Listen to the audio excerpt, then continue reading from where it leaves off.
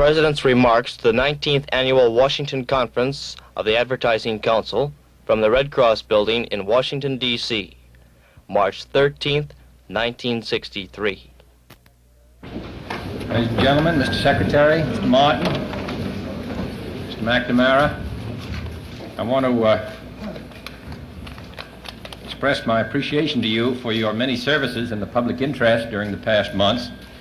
The Advertising Council has been of inestimable value to us in attempting to advance the public interest on projects saving bonds, particularly the Peace Corps and a number of other projects. I've been particularly appreciative to your efforts, that of your Executive Secretary of the Advertising Council, for his very constant assistance to us in the early days, and also your support for it. It represents a very admirable facet of American life, and your service also represents a very strong indication of your devotion to our country, and we're very grateful to you, and I want you to know that. I unfortunately picked as a topic to discuss one that you've heard talked about by experts, so that I move into this minefield with some degree of hesitancy. The only reason that I want to say very few words about our economy is because, in spite of the strong feeling of many that the federal government should mind its own business, whatever that may be, and stay out of businesses. The fact is that when things go bad, it comes to roost on the chickens come to roost on the president's house. Mr. Herbert Hoover was, we know in legend, responsible for all the difficulties of 1929. President Truman bore responsibility for the 49 recession. President Eisenhower was blamed for the recessions in 54, 58, and 60. When the stock market had its difficulties last spring, I got a good many letters. I received no mail thanking me and expressing admiration for my economic wisdom when the market goes up, but when it goes down, we all know who's wrong. Therefore, that being true, recognizing that the President of the United States and the government will be responsible if we have economic difficulties, it seems to me that we have some right to present proposals which may lessen those economic difficulties. We have some right really to be listened to. We are attempting to avoid those hazards which will inevitably be blamed upon us when they finally come. And people do look to Washington in all kinds of ways when difficulty comes across the country. And it's also true of business and economic difficulties. So the matters we're now discussing, the proposals we've made in regard to the budget, federal expenditures, and the tax cut, all represent our efforts to avoid the difficulties which, if they come, will inevitably be blamed upon the President of the United States. The first 2 months of the 88th Congress have been dominated by discussions of fiscal and economic policy, and the next several months will be dominated by the same facts. I think that's very wise.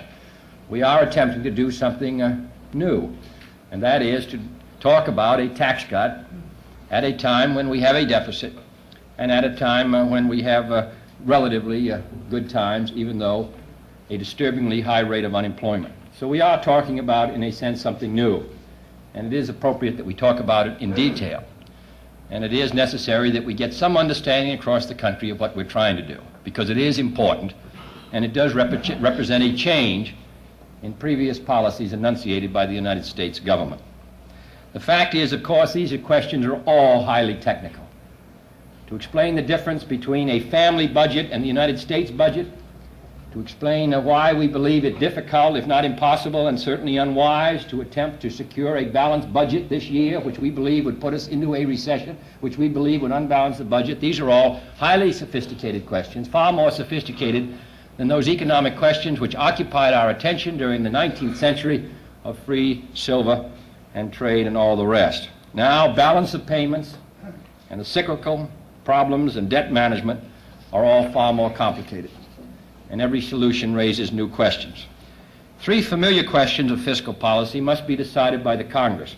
First, the limit on the national debt, the size of the federal budget, and three, the desirability and extent of federal tax reduction. All three of these questions have faced legislative and executive branches before, and we have an obligation to learn the lessons of history if we do not wish to relive it. In front of the Archives building there is a statue, and under it says, "The past is prologue." Not necessarily. And it is because we do not wish to relive the past, because we do not wish to regard the past as necessarily a prologue in the 1960s, that we have attempted to put forward our proposals. Economic history, specifically the history of 1957-1960, which produced two recessions from which the whole economy has never fully recovered, clearly warn us now that the wrong answers to each of these three questions would spell downturn for the American economy as a whole. I do not speak as a partisan. The errors of a Republican administration and a Democratic Congress during these crucial years have been acknowledged by members of both parties.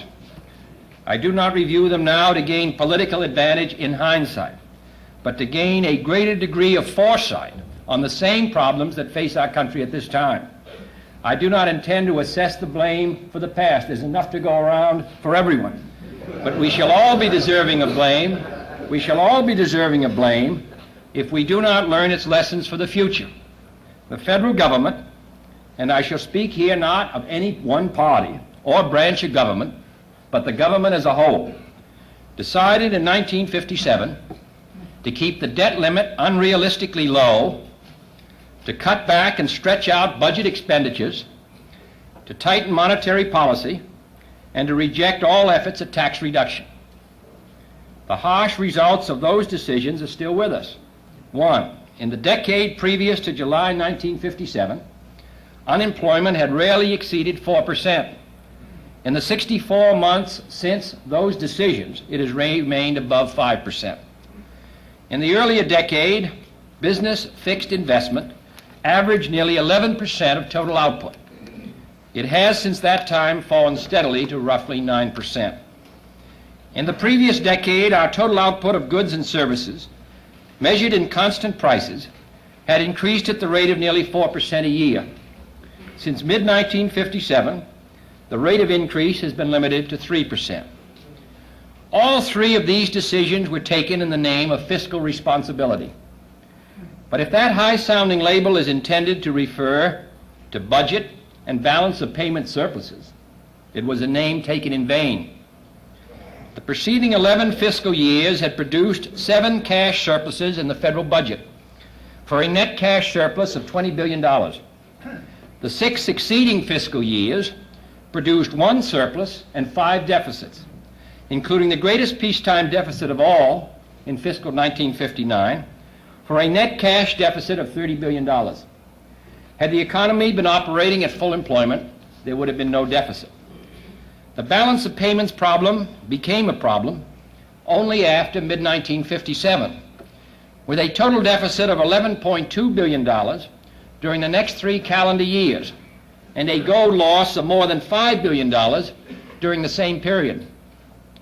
The fact that short-term interest rates had been increased 40% in 1955 and 1957 did not help to stem this balance of payments tide. As the OECD said last December, confidence in the dollar depends in good part on a strong domestic economy. It is unlikely to be fostered for any length of time by policies that keep the level of activity low. Unfortunately, the size of the deficits in our federal budget and our international accounts led the government in 1959 to adopt even more restrictive fiscal and monetary policies. The federal cash budget during the first quarter of 1959 was operating at the level of a $17 billion deficit at annual rates. By the third quarter, this had become a $2 billion deficit. And by the second quarter of the next year, 1960, a surplus of $7 billion. These figures are from Arthur Burns, who served my predecessor as chairman of the Council of Economic Advisors, and who called this, and I quote, one of the very sharpest shifts of federal finance in our nation's history. At the same time, Dr. Burns pointed out, economic expansion was curbed by a tightening of both short-term and long-term credit. Long-term rates, in fact, advanced faster, and I quote him, than during a comparable stage of any business cycle during the past 100 years, unquote. The result was another recession, more unemployment, more unused capacity, and another incomplete recovery. Today's output is $30 to $40 billion below our productive capacity. The rate of unemployment has risen to 6.1% of those actively seeking work.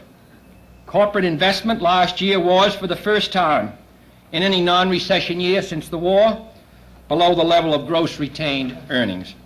And business spending on new plant and equipment was at a lower level than it was in 1957. Now in 1963, the government once again is faced with these same decisions. I hope we will bear in mind the lessons of history.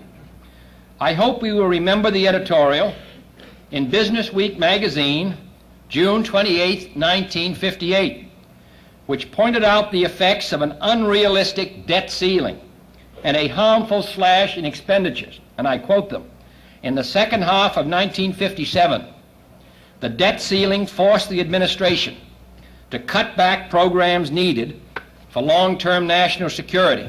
And they said, and I quote, and the resulting slash in defense expenditures was an important contributing cause of the recession," unquote. An unrealistic debt ceiling or budget cut today would also cause a slowdown in contracts, a stretch out in payments, a cash drain on business, and ultimately another recession. Instead of balancing the budget, it would produce a budget deficit far greater than the temporary addition to the deficit that will come from a tax reduction. Let us remember that the $12.4 billion deficit of fiscal year 1959 was the result of a recession which wiped out what had originally been conceived of a budget surplus of that year of $500 million. This administration is not asking for an unlimited debt ceiling, but a realistic one which will still keep the actual debt burden, as measured by a percentage of our gross national product, steadily declining. As you know, it has declined from 120% of our gross national product 17 or 18 years ago to 54% today, and will continue to decline both as a percentage of our per capita, as a percentage of our population per capita, and as a percentage of our gross national product. We are not asking for uncontrolled budget increases, but for a prudent budget which, contrary to all trends in government, both local and state, actually reduces civilian expenditures below their level of last year, a feat which has occurred only 4 times in the last 15 years, a hard defense budget, which interestingly enough was increased by $500 million yesterday in the House of Representatives.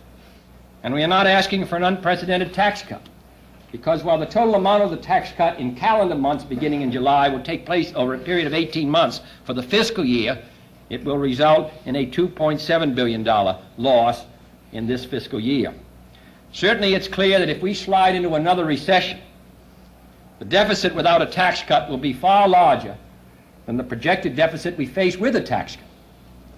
It seems to me that the logic of our problem and the past is so clearly before us that I sometimes find it difficult to understand why so many members of the business community who live with these problems day by day, who have lived through the last 20 years, are so reluctant to accept what is obviously the facts of life in our economy. In addition, as you know, we are pouring into the labor market every year at the very time when automation is becoming most sophisticated, millions of people who are looking for work. In 1960, 2.6 million Americans reached 18. In 1965, it will be 3.8 million reaching 18, which is this tremendous increase as a result of the war baby boom of people looking for work in the 1960s. So we have all these facts coming to a climax in 1960. The automation, an increase in those in the labor market, and number 3, a slow growth in our economy. That's what we are faced with in these years. So I'm hopeful that the lessons of history will be learned by us all, in and out of Washington, by those of us in the administration and the Congress, and by all of you. The great advantage of Americans, wrote de Tocqueville in 1835, the great advantage of Americans consists in their being able to commit faults which they may afterwards repair. To this I would add the fact that the great advantage of hindsight consists of our applying its lessons by way of foresight.